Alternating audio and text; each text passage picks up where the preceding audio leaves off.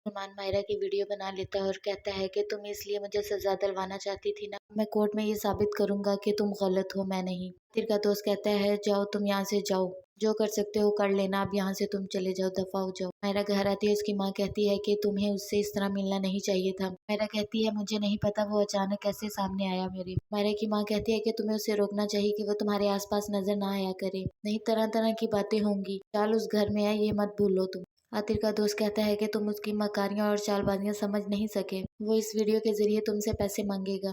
आतिर कहता हाँ शायद मायरा को छोड़ने के लिए भी वो मुझसे पैसे मांग ले, बहुत ही घटिया किस्म का इंसान है। आतिर का दोस्त कहता है तुम्हें अब समझ आई क्या, इसकी मुझे तो बहुत पहले आ गई थी। सलमान के दोस्त कहते हैं कि तुम्हारी बीवी बहुत प्यारी है, शायद तुम अपने आप को बदल लो। सलमान कहता है कि मैं कभी भी अपने आप को नहीं बदल सकता, मैं जैसा था वैसा ही रहूंगा हमेशा, तुम लोग भी यहाँ हो, मैं भी देख लेना चाहे। उसके दोस्त कहते हैं चलो वक्त ही बताएगा ये तो।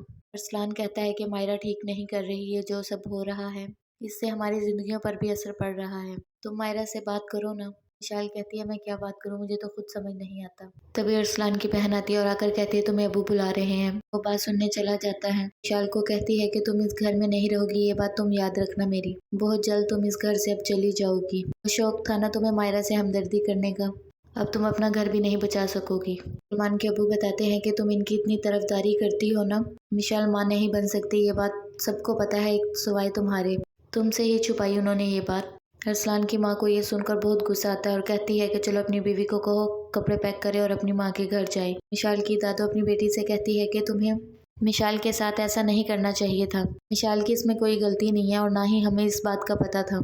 विशाल की सास कहती है बस अम्मा जान अब और नहीं मैं बेवकूफ़ बनूंगी, पूछे इनसे मैं इनसे कितने प्यार से रहती थी, अपनी बेटियों की तरह इन्हें इज्जत दी, प्यार दिया, लेकिन मेरे साथ क्या किया, धोखा किया। सबको ये बात पता थी विशाल माँ नहीं बन सकती, लेकिन मुझसे छुपाया गया।